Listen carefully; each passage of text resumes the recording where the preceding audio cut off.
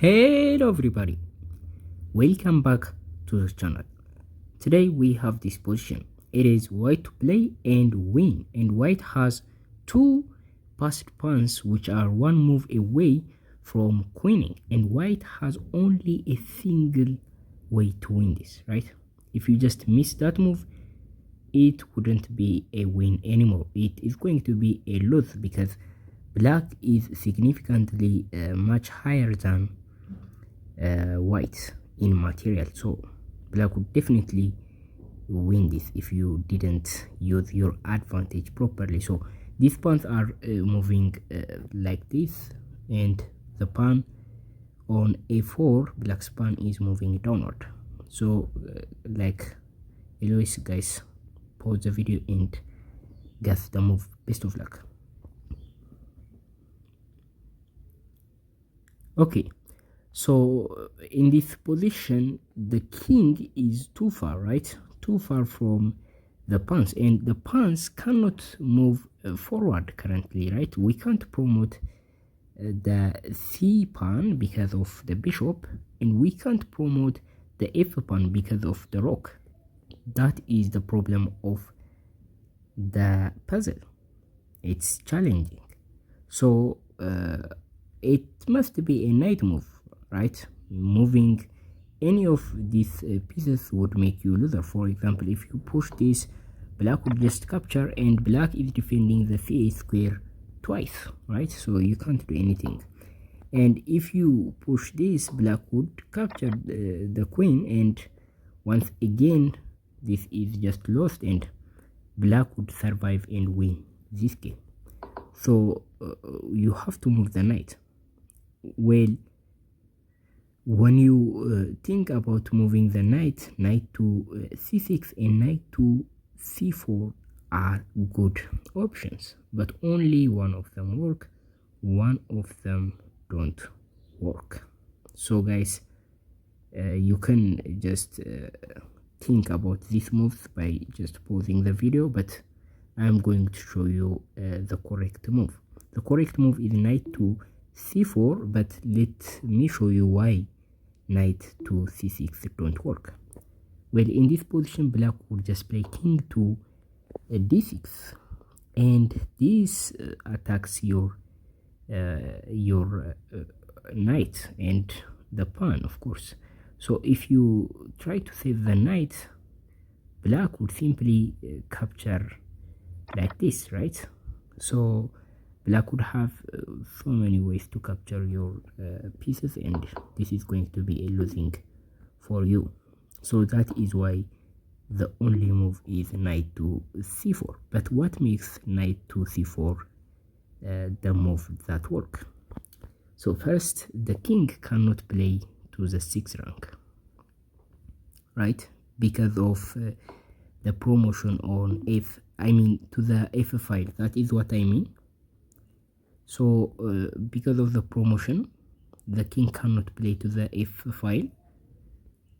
That is going to be very easy win for us, right? So king to f6, f5 and f4 are just out of options. The other thing that the king can't do is playing to e6, right?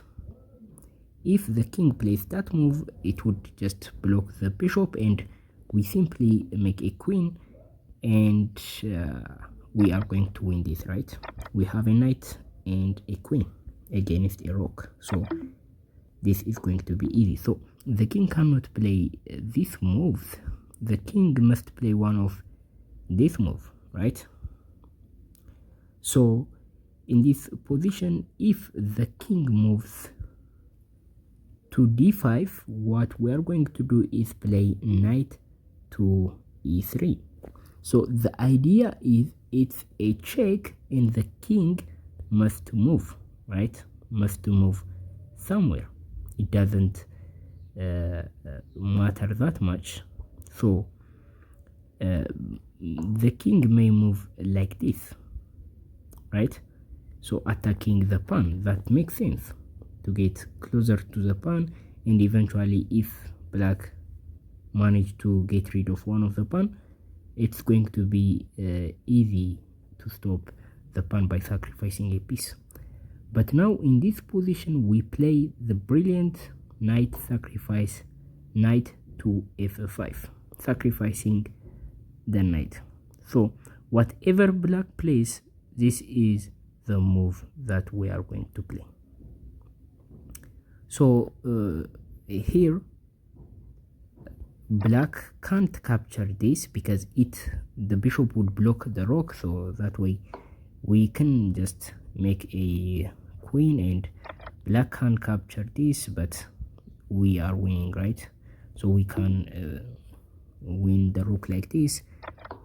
And even if we didn't win a piece in this position, it's a win for white, because white has also a pawn moving forward, and that is strategically this can be winnable, right? So that is the first thing.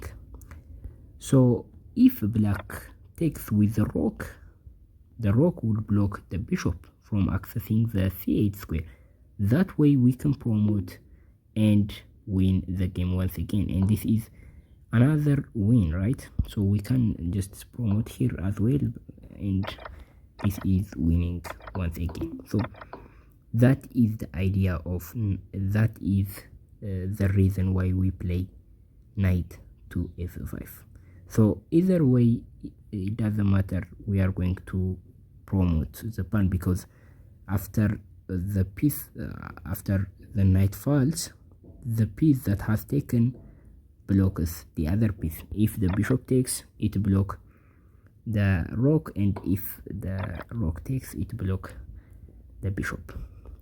But what if black ignores and captures our pawn? So what do we do? Well, we push and promote to a queen, and this is once again winning.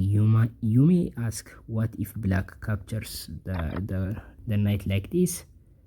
That is really a valid point, but this is not the correct move. We can give a check like this, and we are going to win this game because we do have an extra pawn here as well. So this is the solution of the puzzle. So basically here the king has so many squares, like the king can play like this as well, but it doesn't matter. Like I told you, we are going to play the same move. Actually, after the king plays to e6, we can now also promote, right? So this is the solution of the puzzle. So for a recap, first we are going to play knight to c4 check, and this forces black to move to one of these squares, because the rest block the black pieces, right? So these two moves block the bishop, and these three moves block the rook, and black has to move to one of these squares. It doesn't matter where black moves, we have to play here. So basically in this position, if black moves to e4, we don't play here obviously. Instead we play knight to d6 check. It must be a check to arrive at this position, because if it isn't a check, it wouldn't be possible to arrive at this position, because black would get a time to move the bishop away, right? So now black wouldn't get a time because black has to move the king obviously, and then we just block the access, and one of these pieces will just block the other, and we are going to win the game that way. So this is the whole variation. Thank you for watching up to this point. I will see you in the next video. Bye.